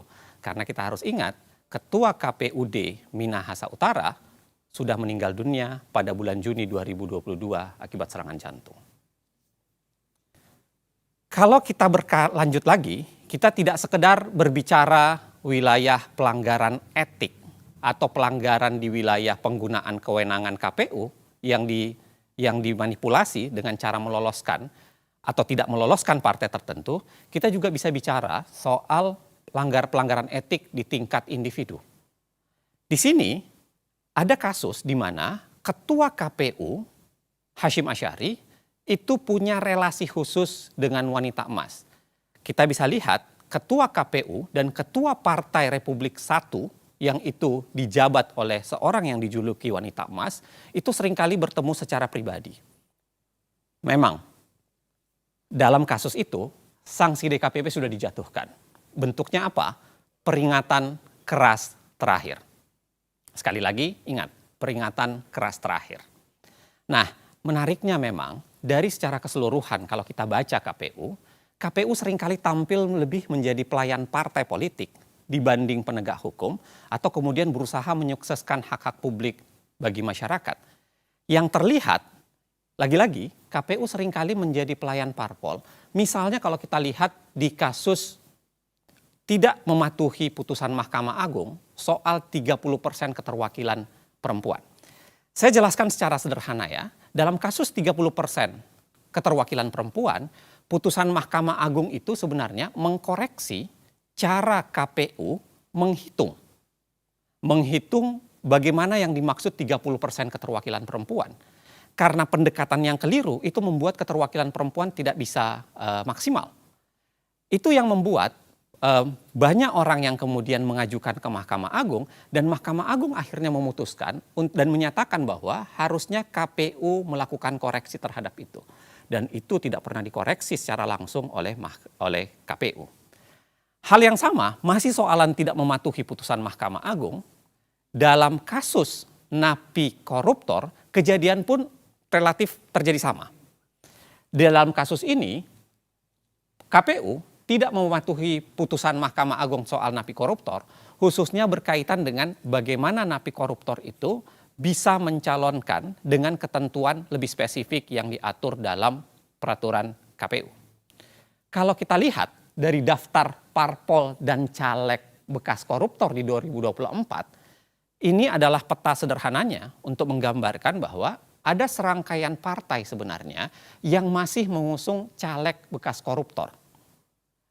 Dan itu hampir tersebar di semua partai yang berkontestasi di pemilu kali ini. Apa yang saya mau jelaskan sesungguhnya adalah sederhana. KPU tebang pilih dalam menjalankan putusan pengadilan. Putusan Mahkamah Agung diabaikan soal perempuan dan soal keterwakilan, soal caleg koruptor. Tetapi yang menarik, putusan Mahkamah Konstitusi soal Gibran langsung dijalankan dengan cepat. Saat anak presiden mendaftar, KPU belum membuat peraturan baru.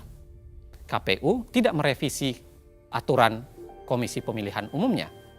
Tapi pendaftarannya diterima dan Gibran buru-buru disahkan sebagai calon wakil presiden. Kita semua tahu, ya, dari serangkaian pelanggaran etik secara kelembagaan maupun pelanggaran etik secara pribadi, kita punya catatan ada 3 sanksi yang sudah jatuh kepada KPU, Ketua KPU, khususnya Ketua KPU Hashim Asy'ari. Pada April 2023 dalam kasus wanita emas, tadi saya sudah ingatkan, sanksinya adalah peringatan keras terakhir. Geser sedikit dalam kasus keterwakilan perempuan, sanksi yang dijatuhkan terhadap Ketua KPU adalah peringatan keras. Dan lanjut lagi di Februari 2024 di kasus pencalonan anak presiden dengan jalur khusus itu, dengan jalur cepat itu, sanksi yang dijatuhkan adalah peringatan keras terakhir.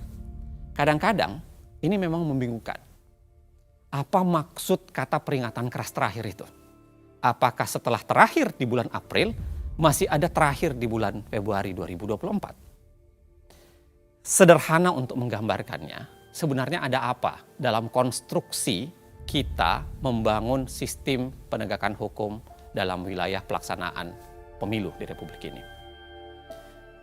Tapi yang paling penting sebenarnya, saya mau bilang bahwa keputusan DKPP dan apa yang terjadi di KPU, apa yang terjadi di Bawaslu dan semua drama yang terjadi belum puncaknya.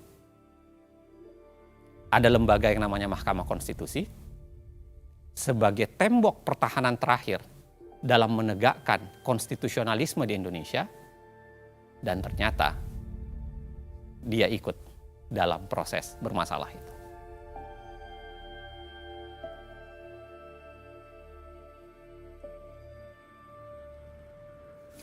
Puncak dari semua cerita tadi ada di sini, Mahkamah Konstitusi.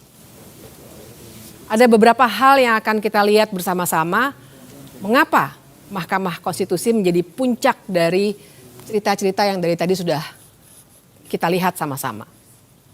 Yang pertama, kita melihat ada kontradiksi di Mahkamah Konstitusi. Bayangkan sebuah pagar untuk memagari pencalonan presiden dan wakil presiden. Di satu sisi, untuk syarat mencalonkan yang berupa ambang batas pencalonan presiden atau presidential threshold 31 kali, 31 ditolak oleh Mahkamah Konstitusi dengan berbagai alasan. Tapi ketika ada syarat lain yang diminta untuk diubah, tiba-tiba Mahkamah Konstitusi membuka pintu lebar-lebar hanya 1 kali permohonan. Apalagi kita harus ingat, cara untuk mengubah undang-undang melalui Mahkamah Konstitusi sebenarnya adalah cara yang dalam tanda kutip instan. Karena harusnya perubahan undang-undang dilakukan oleh pembentuk undang-undang sesuai pasal 20 Undang-Undang Dasar 1945. Dan kita juga akan melihat adanya konflik kepentingan. Jangan lupa kita juga nanti akan melihat bagaimana pendapat hukum 9 hakim konstitusi yang akan sangat menarik untuk kita gali. Yang kelima, semua permohonan yang diajukan untuk persoalan yang sama ditolak kecuali 1 dan sangat spesifik. Yang keenam, putusan itu juga langsung berlaku. Tidak ditunda sampai pemilu berikutnya ataupun tidak ditunda sampai beberapa tahun tapi langsung berlaku saat itu juga. Yang ketujuh, permohonan ini sebenarnya sempat dicabut, kemudian didaftarkan kembali di hari libur. Lalu kita juga harus bicara soal fakta bahwa ada Majelis Kehormatan Mahkamah Konstitusi atau MKMK yang sudah memutuskan bahwa ada pelanggaran etik berat oleh Ketua Mahkamah Konstitusi yang adalah paman dari Gibran.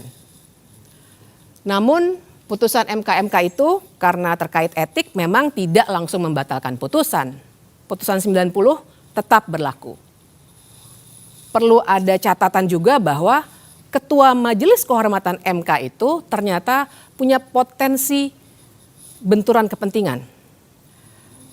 Perlu saya jelaskan di sini bahwa menantu dari Ketua MKMK sekarang tengah mencalonkan sebagai anggota legislatif dari partai dalam koalisi yang mengusung Gibran. Dan anak dari Ketua MKMK itu juga pengurus di partai tersebut. Kemudian kita nanti akan melihat ada indikasi transaksi di balik konstitusi yang bisa terlihat dari fakta bahwa si pemohon menggugat calon wakil presiden karena wan prestasi di pengadilan perdata. Dan yang terakhir, Ketua MK yang tadi sudah diberikan sanksi etik untuk diberhentikan sebagai Ketua MK, ternyata malah menggugat ke Pengadilan Tata Usaha Negara supaya jabatan Ketua MK dikembalikan kepada dirinya. Tapi memang pada hari itu kami bertiga punya pengalaman yang berbeda-beda. Silakan Mas Uceng, Uda Ferry, bagaimana pengalaman pada hari itu yang bisa menggambarkan semua 11 yang tadi saya jelaskan sehingga sebenarnya sebuah media massa nasional mengatakan bahwa Gibran adalah anak haram konstitusi. Ya, kami ingin memulai dengan argumentasi bahwa setiap peristiwa bahkan kejahatan bisa dibongkar dengan mengungkap siklus waktu. 9 Maret, Partai Solidaritas Indonesia mengajukan permohonan pengujian Undang-Undang Pemilu, tepatnya pasal 169 huruf Q yang mengatur soal batas usia calon presiden dan calon wakil presiden. Ketentuannya menghendaki hanya orang yang sudah berusia 40 tahun yang dapat mengajukan diri sebagai calon presiden atau calon wakil presiden. PSI menginginkan diatur hanya orang yang telah berusia 35 tahun dapat mengajukan diri sebagai calon. Yang menarik dari PSI adalah ketika permohonan ini berjalan, komposisi ketua atau pimpinan PSI dirombak. Gibran yang merupakan kakak dari Kaisang yang semula diajukan sebagai calon presiden oleh PSI mengganti ketuanya menjadi adik Gibran, yaitu Kaisang. Lalu harus diingat bahwa Ketua Mahkamah Konstitusi adalah paman dari Gibran dan Kaisang. Juga sangat penting dalam perkara itu karena ini pengujian undang-undang, maka dengan sendirinya termohon dalam pengujian ini adalah pemerintah yang dipimpin oleh ayah Gibran, yaitu Presiden Joko Widodo. Ini menjadi catatan penting kalau kita bicara konflik kepentingan dalam perkara ini. Kemudian Partai Garuda mengubah permohonan yang sama topiknya dengan meminta bahwa selain berusia 40 tahun mestinya ada alternatif, yaitu berpengalaman sebagai penyelenggara negara. Permohonan mereka dimasukkan tanggal 2 Mei. Tanggal 5 Mei, seingat saya ada 5 kepala daerah juga masuk dengan logika yang kurang lebih sama. Tetapi bedanya adalah mereka sekaligus berpengalaman sebagai penyelenggara negara karena mereka adalah 5 kepala daerah yang sudah menjabat atau sedang menjabat di pemerintah daerah. Tidak lama kemudian, sebenarnya rentangnya cukup jauh sebenarnya, sekitar 3 bulan kemudian, ada Almas Sakibiru yang memasukkan permohonan baru dengan bahasa bahwa seorang yang bisa dicalonkan sebagai presiden atau wakil presiden itu sekurang-kurangnya harus berpengalaman sebagai kepala daerah.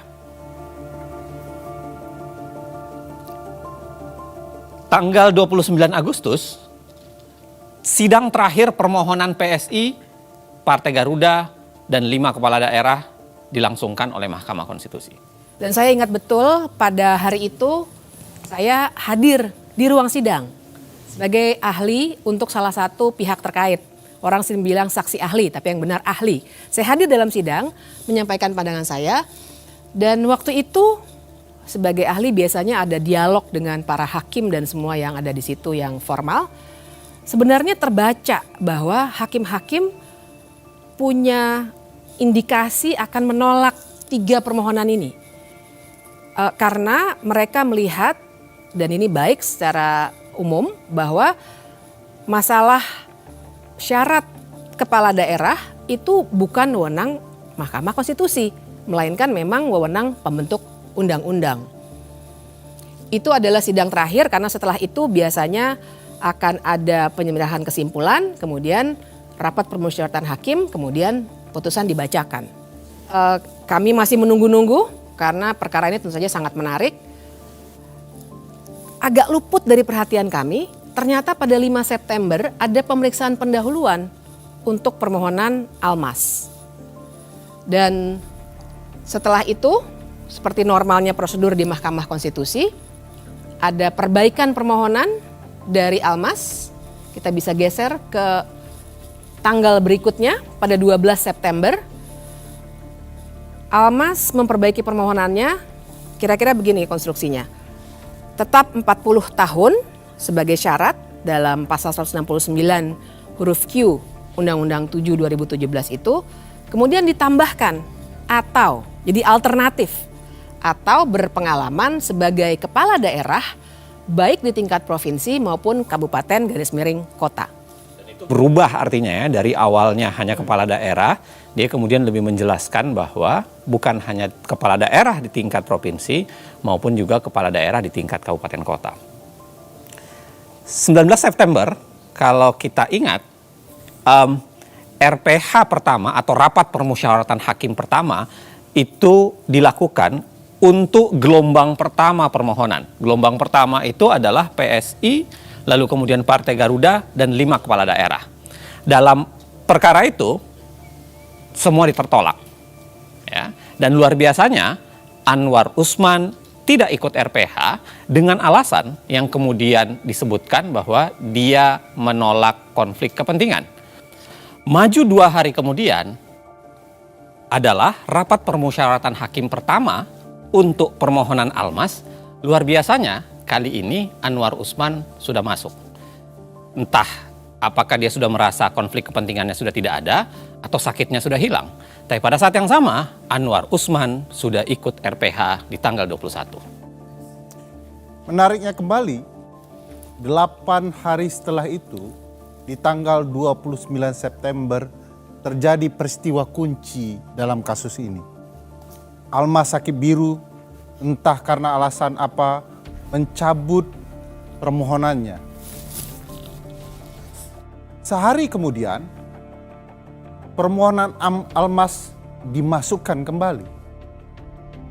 Padahal itu hari Sabtu, hari libur. Dan Ketua Mahkamah Konstitusi berkantor serta meminta panitera untuk masuk kerja. Biasanya kalau dicabut bukannya dikeluarkan penetapan. Ya itu uniknya perkara ini, sehingga disebut kunci. Seharusnya ketika penetapan atau pencabutan dilakukan, penetapan dikeluarkan, dilakukan pembacaan sidang penetapan pencabutan perkara. Anehnya itu tidak terjadi. Malah kemudian digelar sidang yang berbeda di tanggal 3 Oktober. Disebut berbeda karena sidang ini disebut sebagai sidang konfirmasi permohonan. Almas kemudian menyatakan bahwa sebenarnya dia tidak punya keinginan mencabut, tetapi itu keinginan kuasa hukumnya. Dan pada saat yang sama, sidang konfirmasi permohonan tidak ada dalam hukum acara. Di dalam hukum acara MK.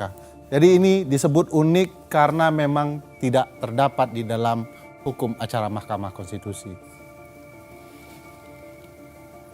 Nah, setelah praktik tidak ada dalam hukum acara itu, karena kasus Almas tetap dilanjutkan atau permohonan Almas tetap dilanjutkan, masuklah RPH kedua permohonan Almas. Lagi-lagi Anda masih ingat bahwa di situ Anwar Usman masih ikut di RPH. Maju 4 hari kemudian, RPH ketiga untuk permohonan Almas kembali dilakukan. Ini juga menarik, Mas Ferry dengan Mbak Bibip. Biasanya RPH berulang kali itu adalah tanda bahwa permohonan itu memang jelimet. Atau ada pertarungan perkara yang penting, atau barangkali karena memang pemohon menghadirkan sebuah logika yang canggih dan pembuktian yang luar biasa. Tapi kalau kita lihat Almas, saya tidak cukup yakin dengan itu. Karena kalau kita lihat permohonan Almas, Anda bisa bayangkan alat buktinya ada 3. Satu adalah KTP-nya Almas, yang kedua adalah fotokopi Undang-Undang 7 2017, dan yang ketiga adalah dokumen Undang-Undang Dasar. Jadi tidak ada sebenarnya logika argumentasi yang memadai untuk diperdebatkan secara hukum.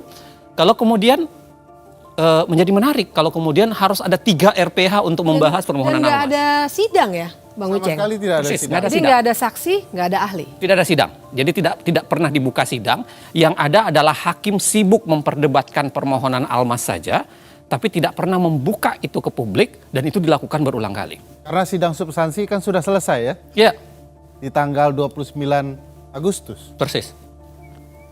Nah setelah 9 Oktober nih, saya ingat sekali tuh hari itu. Saya yakin kita punya pengalaman yang beda-beda. Pada 16 Oktober 2023 itu. Tapi karena kami memang sangat terlibat dalam perkara ini, walaupun dengan aktivitas yang berbeda-beda, semua pasti pada pasang headset mendengarkan dari gadget masing-masing apa yang terjadi di ruang sidang. Jadi hari itu saya juga mendengarkan dengan tekun. Paginya perkara yang lain dulu. Kemudian pada 11.45 seperti saya duga permohonan PSI selesai dibacakan dan ditolak. Lega betul saya. 12.29 perkara kedua yang dimohonkan oleh Partai Garuda ditolak juga. Tambah lega saya. Kemudian yang ketiga 12.49 perkara ketiga selesai dibacakan juga ditolak. Ya. Kegembiraan Mbak Bibip soal kelegaan itu juga hinggap di diri saya. Karena selesai istirahat, saya makan siang, bahagia, demokrasi Indonesia terselamatkan, saking bahagianya tertidur. Nah, di sini momen krusial yang dikerjain oleh MK itu.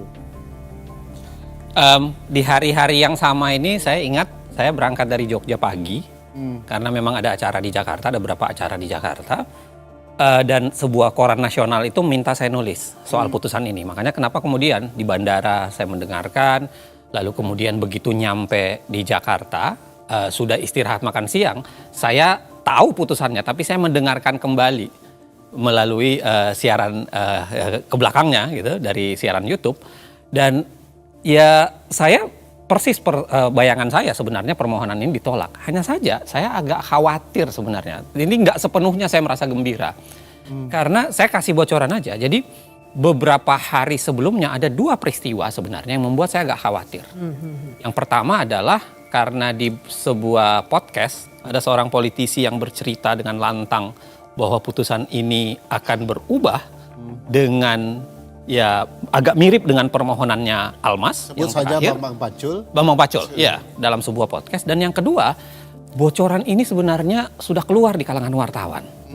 Jadi beberapa wartawan itu sudah mulai bercerita bahwa permohonan ini akan dikabulkan dengan alasan yang agak mirip Almas. Itu yang membuat saya, walaupun ini semua ditolak, saya tetap merasa was-was bahwa jangan-jangan terjadi arus balik di pasca makan siang. Ya. Gitu. Nah, kebahagiaannya Ferry itu sebenarnya beralasan sih. Karena kan memang kita nih yang biasa mengamati, menganalisis putusan-putusan MK, paham bahwa biasanya kecenderungannya kalau ada satu perkara yang objeknya sama, kecenderungannya akan sama karena satu blok begitu ya. Nah, tapi waktu itu saya ingat betul di jadwal sidang memang tertera hari itu akan diputus banyak putusan, tidak hanya 3. Nah, jadi waktu siang itu Ferry lagi tidur, ada tuh wartawan yang nanya, "Mbak, komentar dong mengenai putusan yang sudah keluar nih, bagus-bagus ya Mbak ya?" Nah, saya tahu ada beberapa guru besar yang sudah berkomentar membahagiakan, tapi saya bilang sama wartawan itu, nanti deh, saya merasa ada sesuatu yang akan berbeda setelah makan siang. Saya hanya mau diwawancara setelah semua putusan hari ini dibacakan. Ferry masih tidur ya? Terjadilah, masih tidur. Karena logikanya kan memang putusan yang sama materinya. Kalau ini sudah ditolak, runtutannya kalau tidak ditolak ya anggap tidak dapat diterima. Basis penolakannya apa nih? Seingat saya kan basis penolakannya adalah beda-beda ya. Ya, tapi pada dasarnya mereka mengatakan bahwa ini adalah open legal policy. Ya kan, satu tuh. Terhadap permohonan Garuda dan 5 kepala daerah ditolaknya, salah satu alasannya mengatakan karena penyelenggara negara itu terlalu luas. Ya kan, tidak ada sambungannya untuk kemudian mengatakan semua penyelenggara negara bisa diterima untuk menjadi presiden. Penyelenggara negara appointed officials juga termasuk yang ditunjuk, bukan betul. hanya yang dipilih kan. Bukan hanya dipilih. Nah, ada juga seingat saya Pak Suhartoyo konsisten untuk kemudian menolak semua jenis dengan alasan bahwa ini harusnya NO. Need on Pantelic Verklar, tidak dapat diterima karena seharusnya bukan perkara di Mahkamah Konstitusi atau seharusnya ini bagian dari open legal policy. Nah, ada satu yang menarik karena ada nama Guntur Hamzah. Karena di 3 permohonan ini Guntur Hamzah itu secara konsisten menerima semua permohonan. Jadi dia mengabulkan permohonan PSI, mengabulkan permohonan Garuda, bahkan mengabulkan juga permohonan 5 kepala daerah. Nah, jadi istirahat makan, siang-siang itu kami semua di tempat masing-masing juga makan. Setelah selesai, saya di suatu acara nih. Masih mendengarkan terus walaupun sebenarnya acara diskusi. Tapi saya ingat betul teman-teman yang dalam satu acara bilang ke saya, "Mbak Bibip kok mukanya berubah?" Karena ternyata jam 15.27 putusan Almas selesai dibacakan dan dikabulkan. Ternyata sekarang orang yang jabatannya masih menjadi wali kota walaupun hanya 2 tahun bisa menjadi calon wakil presiden. Padahal masa jabatan itu harusnya 2,5 tahun ya. Betul. Jadi sebabnya muncul kata sedang itu ya. Ya, jadi di sini sebenarnya yang menarik. Karena ternyata kita tadi sudah lihat sama-sama permohonan Almas sebenarnya bunyinya lihat di 12 September tuh. Berpengalaman sebagai kepala daerah baik di tingkat provinsi maupun kabupaten kota. Tapi ternyata waktu dikabulkan, amar putusannya berubah menjadi pernah garis miring sedang menduduki jabatan yang dipilih melalui pemilu. Ini pun sebenarnya agak aneh ya, kalau dilihat dari praktik Mahkamah Konstitusi harusnya dia sedikit banyak agak terikat dengan permohonan. Tapi ketika dia berbeda dari permohonan, itu kan secara teori ketatanegaraan biasa perdebatannya banyak. Misalnya soal ultra petita dan lain-lain sebagainya. Tapi saya kira apapun itu, ya berapa hari kemudian Gibran mendaftar. Tapi saya kan masih tidur itu ya.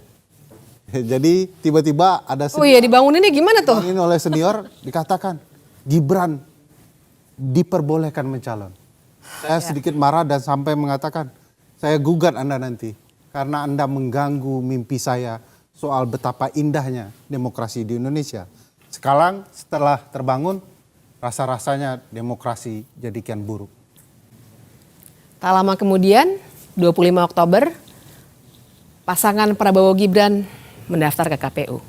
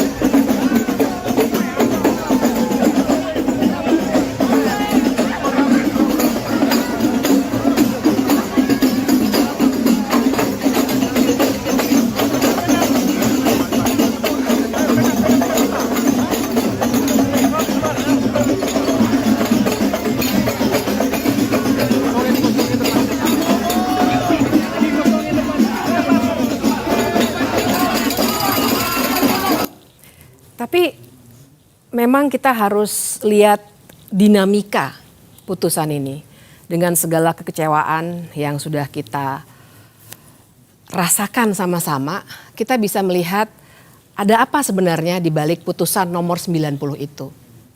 Kalau digambarkan secara luas kira-kira kan seperti ini.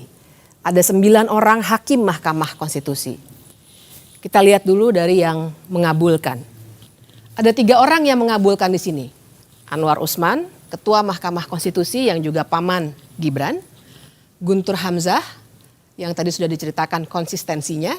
Kemudian yang ketiga ada Manahan Sitompul. Kemudian di ujungnya, karena dia sangat bertolak belakang, ada 4 orang yang menolak atau sering kita kenal dengan memberikan dissenting opinion atau pendapat berbeda. Ada Saldi Isra, ada Arief Hidayat, ada Wahidudin Adams, dan ada Soehartoyo. Dan mengabulkan di sini sebenarnya maknanya adalah jadinya Gibran yang masih menduduki jabatan sebagai wali kota menjadi berhak untuk dicalonkan sebagai calon wakil presiden. Sedangkan yang menyatakan pendapat berbeda pada intinya bilang ini seharusnya ditolak karena memang bukan kewenangan dari Mahkamah Konstitusi seperti yang tadi sudah kita diskusikan. Tapi jangan lupa, Kim MK, berarti 4 dissenting ini adalah konsisten dengan posisi di permohonan PSI, Garuda dan 5 kepala daerah. Betul. Mereka sama-sama mereka menolak semua kan dengan alasan yang sama dan mereka konsisten dengan menolak sehingga dimasukkan di dissenting itu. Iya, mereka sebenarnya konsisten, tapi tersisa 2 nih, dan ini yang menarik. Karena yang 2 ada di tengah-tengah, yaitu Eni Nurbaningsih dan Daniel Yusmik. Mereka menyampaikan pendapat yang sering kita namakan concurring opinion. Secara teoretik itu artinya pendapatnya mereka memberikan alasan yang berbeda, walaupun kesimpulannya sama dengan mayoritas putusan. Nah, jadi dengan gambaran ini perlu saya jelaskan sedikit ngomong-ngomong bahwa perbedaannya ada di mana. Yang mengabulkan bilang bahwa semua jabatan yang dipilih melalui pemilu, termasuk di situ gubernur, wali kota, bupati, bisa mencalonkan diri sebagai calon wakil presiden.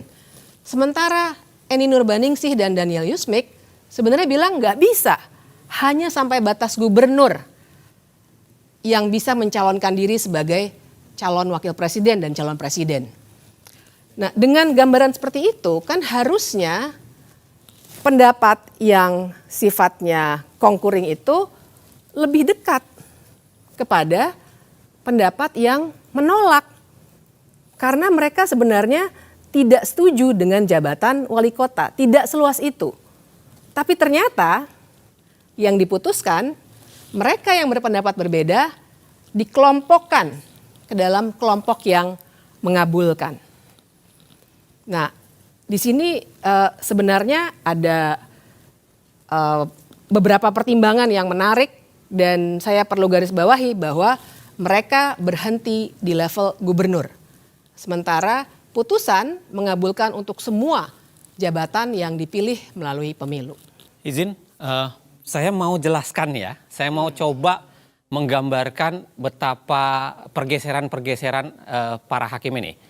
Saya boleh ya, saya pakai gambaran secara sederhana ya, untuk menggambarkan bahwa ini menarik melihat pergeseran hakim per hakim ya dalam putusan ini. Nah, jadi gini ya, tadi kan digambarkan oleh Bibip bahwa sebenarnya ada dua keterbelahan.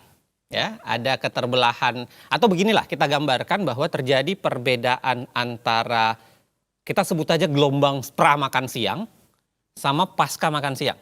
Ya. Jadi pra makan siang adalah putusan-putusan perkara selain 3 putusan perkara para partai itu, dan pasca makan siang adalah kita spesifikkan saja ke putusan Almas. Nah, kalau kita lihat pas pra makan siang, ya sebenarnya komposisi hakim itu menarik untuk kita lihat. Kita buat satu gambaran bahwa ini adalah hakim-hakim yang langsung menolak permohonan. Ya, jadi ada 7 hakim di dalamnya. Ada Saldi Isra, ada Eni Nurbaningsi, ada Daniel Yusmik, ada Manahan Sitompul, ada Suhartoyo, ada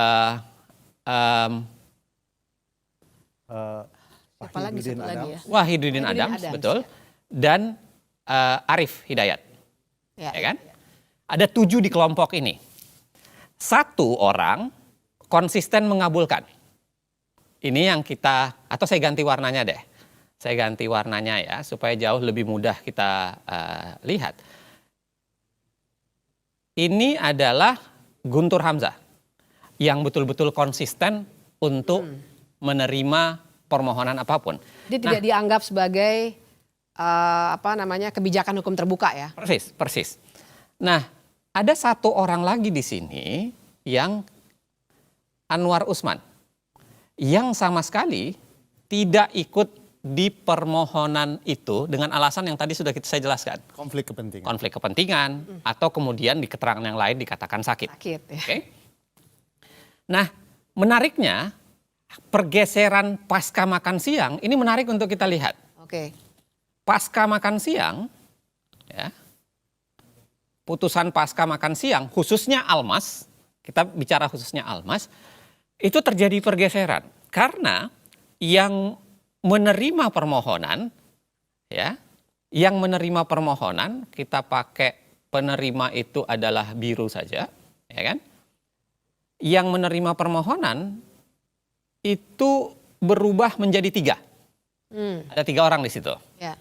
Ada Guntur Hamzah, ada Anwar Usman, dan ada Manahan Sitompul. Oke? Yes. Sedangkan yang konsisten dengan sikap pra makan siang itu tersisa cuma 4. Tersisa 4 itu adalah ada Saldi Isra, ada Arif Hidayat, ada Suhartoyo, dan ada Wahidudin Adams. Ya. Oke. Nah, tadi Bibip sudah menjelaskan bahwa ada varian baru yang berbeda, yaitu tiba-tiba hadir yang namanya concurring. Di sini ada 2, yaitu Eni Nurbaningsi dan Daniel Yusmik. Nah, dari sini ini menarik untuk kita diskusikan. Ya. Mengapa ada banyak pertanyaan? Pertanyaan pertama adalah mengapa Manahan Sitompul ini tiba-tiba bergabung di tempat sini? Ya. Ini yang banyak dibahasakan termasuk dalam putusan MK-MK. Jangan-jangan ini adalah hasil dari proses lobby-lobby. Karena kan putusan MK-MK menyatakan ada hakim lain yang masuk ke ruangan hakim lain untuk kemudian saling berbicara. Ya. Itu keanehan pertama. Keanehan kedua adalah Anwar Usman yang tiba-tiba ikut gabung berbeda dengan kasus dengan yang lain. Ya. Kalau ini kita sebut keanehan pertama, ini keanehan kedua. Oke? Keanehan ketiga adalah misteri pergeseran dua orang yang awalnya di sini adalah menolak dengan alasan yang dikembangkan. Ya, tadi Bibi sudah menjelaskan bahwa dia menjadi concurring. Padahal concurringnya itu kalau kita baca, ini termasuk menjelaskan cukup detail.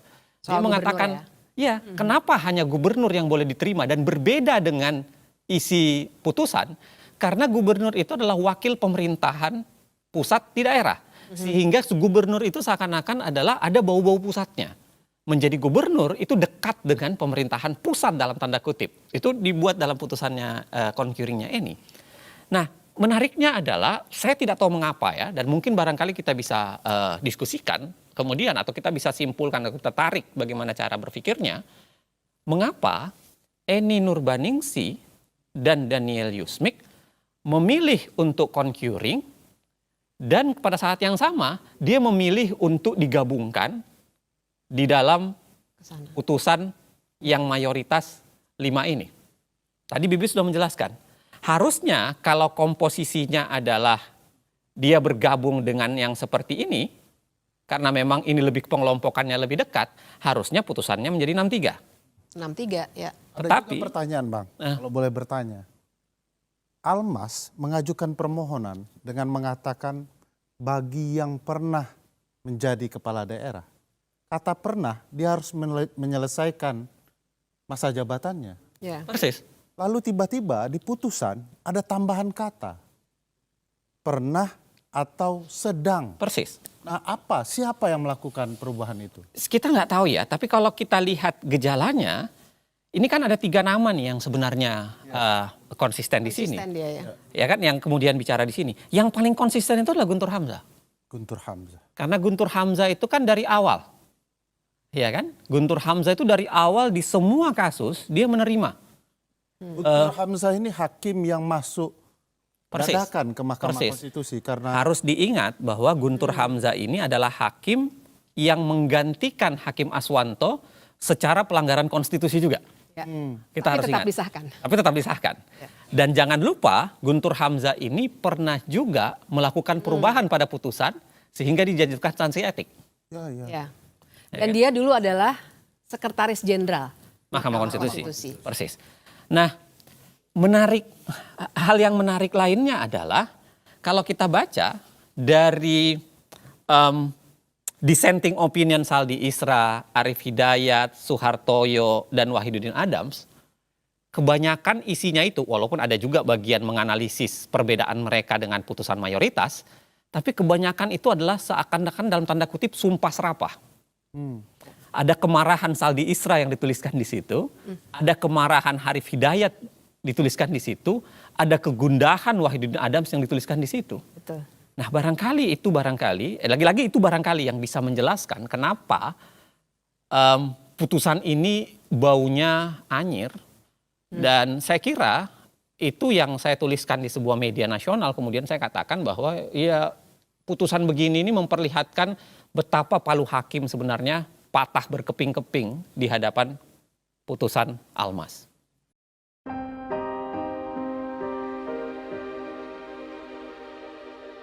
semua rencana ini tidak didesain dalam semalam, juga tidak didesain sendirian. Sebagian besar rencana kecurangan yang terstruktur, sistematis, dan masif untuk mengakali pemilu ini sebenarnya disusun bersama dengan pihak-pihak lain. Mereka adalah kekuatan yang selama 10 tahun terakhir berkuasa bersama. Persaingan politik dan perebutan kekuasaan, desain kecurangan yang sudah disusun bareng-bareng ini akhirnya jatuh ke tangan satu pihak, yakni pihak yang sedang memegang kunci kekuasaan di mana ia dapat menggerakkan aparatur dan anggaran. Tapi sebenarnya ini bukan rencana atau desain yang hebat-hebat amat. Skenario seperti ini dilakukan oleh rezim-rezim sebelumnya, di banyak negara, dan sepanjang sejarah. Karena itu untuk menyusun dan menjalankan skenario kotor seperti ini, tak perlu kepintaran atau kecerdasan. Yang diperlukan cuma 2, mental culas dan tahan malu.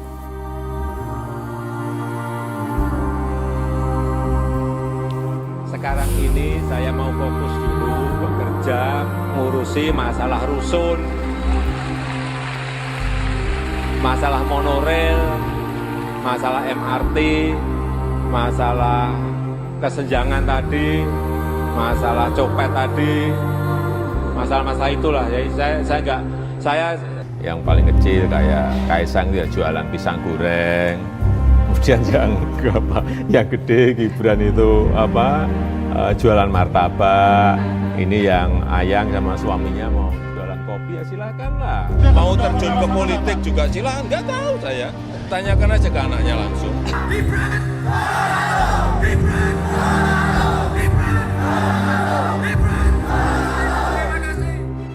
Rapat pleno terbuka penetapan pasangan calon wali kota dan wakil wali kota terpilih dalam Pilkada Kota Medan tahun 2020 hanya dihadiri pasangan nomor urut 2 Bobi Nasution Aulia Rahman. Buat Pak Prabowo dan Mas Gibran,